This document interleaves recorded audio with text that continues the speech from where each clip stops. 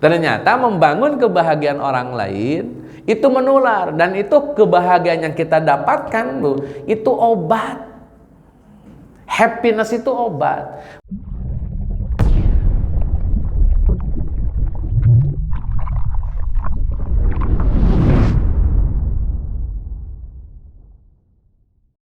Cerita, Bu, tapi ini cerita dari media sosial ya. Jadi ada seseorang, Bu, dia bantuin ibu-ibu miskin. Jadi ada ibu-ibu miskin, dia suka nongkrong di tempat tukang daging, Bu. Ini kisah nyata, cuman saya nggak tahu di mananya. Cuman ini saya dapatkan dari media sosial. Jadi validitasnya saya belum bisa pastikan lah gitu. Tapi si ibu ini, Bu, suka nongkrong di tempat tukang daging. Tukang daging nih. Si ibu ini mungutin tulang. Ya, tetelan tulang itulah, Bu. Ada yang nanya, "Ibu kok nyarinya tulang bukan dagingnya?" "Iya, Pak, anak saya sudah 7 bulan nggak nyentuh daging. Ini saya minta ya lemak-lemak sisa atau kikilnya atau tulangnya supaya saya bisa bawa, supaya saya kasih ke anak-anak saya. Anak saya ada 6, Pak." Kata yang nanya, "Kenapa nggak beli daging?" "Saya nggak punya uang, makanya saya cuma nyari tulangnya doang. Itu pun sedikasih sama yang dagang." Akhirnya kata si bapak ini, "Ya sudah, Bu, beli daging aja. Saya yang bayarin. Ibu butuh berapa?" "Setengah kilo cukup, Pak." "Setengah kilo buat 6 orang anak sama ibu 1. "Iya cukup, insya Allah." Setengah kilo itu, Bu. Berarti disuir-suir, Bu, ya. Yang penting kuahnya banyak. Akhirnya orang ini ngomong gini, Bu, ke pedagang, "Bang, ibu ini tiap minggu hari ini biar kesini. Setiap kali ibu ini datang, tolong kasih 2 kilo daging. Saya yang bayarin. Ini uang buat 1 tahun, biar ibu ini tiap minggu datang, abang tinggal kasih 2 kilo daging." Selesai itu, Bu. Ya nanti kalau 2 kilo seminggu, ya nggak tahu dibikin apa, dendeng kali, Bu. Atau apa gitu. Pokoknya dikasih sama orang ini, profesor dia. Singkat cerita pulang, Bu, si bapak ini happy-nya luar biasa. Ternyata ngasih kebahagiaan sama orang lain, Bu, kebahagiaannya nular. Dan itu menimbulkan namanya hormon endorfin namanya, Bu. Hormon endorfin itu hormon bahagia. Nanti Ibu boleh cek tuh dalam dunia medis. Orang yang berbagi dan melihat yang dikasih itu happy, seneng, atau sampai nangisnya nangis haru, maka kebahagiaan orang itu menular. Kita juga ikutan happy. Nah itu namanya hormon endorfin. Nah si bapak ini happy, Bu, pulang ke rumah tuh sumringah aja. Sampai anak-anaknya nanya, "Pak, kenapa sih, Pak? Kok kelihatannya happy gitu? Naik gaji?" "Bukan." "Bapak diangkat jadi pejabat?" "Bukan." "Kok Bapak kelihatannya happy terus?" Adalah pokoknya. Pokoknya Bapak happy. Sampai suatu hari, Bu, si bapak ini dulunya divonis penyakit jantung. Jadi harus pasang ring. Dibawalah ke rumah sakit pada waktu harusnya di check up gitu. Nyampe rumah sakit, Bu, diperiksa oleh dokter yang sama. Periksa. Dibandingkan dengan yang lama. Kok beda? Itu tadinya mau penanganan operasi, Bu, tapi sebelumnya diperiksa dulu. Beberapa kali periksa, Bu, ternyata tidak harus ada tindakan operasi. Yang tadinya penyumbatan di arteri itu bersih, Bu. Nggak ada lagi penyumbatannya. Padahal tadinya waktu diperiksa awal-awal itu ada penyumbatan sehingga harus pasang ring. Setelah dicek up lagi nggak ada penyumbatannya lagi. Itu dokter sampai heran, berkali-kali diperiksa karena takut salah diagnosanya. Periksa lagi, nggak ada. Periksa lagi, sampai akhirnya dokternya nanya, "Bapak sudah ngelakuin apa? Kok bisa-bisanya Bapak sembuh tanpa proses operasi?" gitu. Kata si, "Oh, saya nggak ngelakuin apa-apa sih, biasa aja.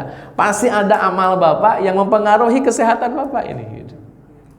Akhirnya cerita ya, tadi diceritain, Bu. Ternyata membangun kebahagiaan orang lain itu menular, dan itu kebahagiaan yang kita dapatkan, Bu, itu obat. Happiness itu obat. Makanya kenapa di masa tidak boleh stres? Karena biasanya yang stres kena. Saya punya banyak ini Bu, bukan banyak lah, ada beberapa jamaah saya yang ngedrop Bu. Jadi yang bikin orang cepat meninggal itu lebih kena ngedropnya gitu Bu. Panik, ngedrop, akhirnya antibodi menyusut, berkurang, penyakit berkuasa, gitulah kurang lebih gambarannya. Jadi harus happy Bu, seneng lah. Makanya Nabi ingetin Bu, tabassumuka fi wajhi akhika laka sedekah. Pasang wajah yang sumringah, karena itu menghadirkan happiness atau menghadirkan hormon endorfin. Apalagi kalau kita bisa sharing sesuatu yang kita bagi, orangnya senang betul, masya Allah, itu bisa menular. Nah hadirin Fatimah rahimakumullah, jadi nikmat itu begitulah, kita sharing supaya kita mendapatkan kenyamanan dalam beribadah. Jadi ngasih itu senang, aduh senang. Hobinya apa? Ngasih. Hobinya apa? Sodakoh. Hobinya apa? Ibadah. Itu keren itu. Ustaz kok jadi berat ini disuruh jadi hobi ibadahnya? Apa yang menjadi ibadah yang paling mudah bagi ibu? Silahkan pilih Bu.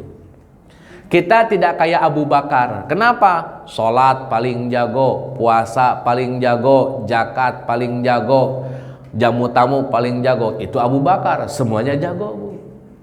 Kalau kita kan level-level manusia biasa. Makanya silakan ibu pilih ibadah mana yang paling sesuai dengan fashion kita masing-masing.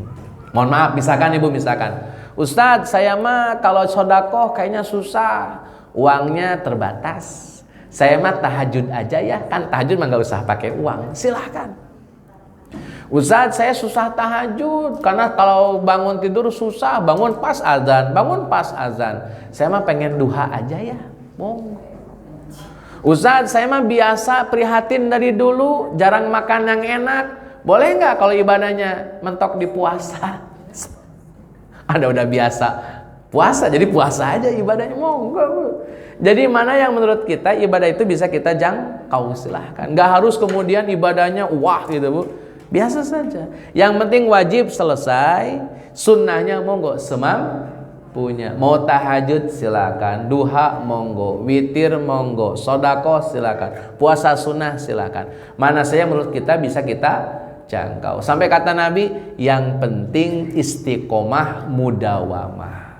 Karena Nabi pernah ingatkan, jangan seperti si fulan yang dulunya rajin tahajud, sekarang tidak. Nah, itu yang dikhawatirkan oleh Nabi. Jadi pilih mana yang kita bisa jangkau. Itu ibadah Bu. Ibadah itu menghadirkan ruh saat kita melaksanakan ibadahnya. Tolong dinikmati ibadahnya. Kelas kita nih di usia kita, harusnya kelasnya adalah bisa menikmati ibadah, tidak sekedar ibadah.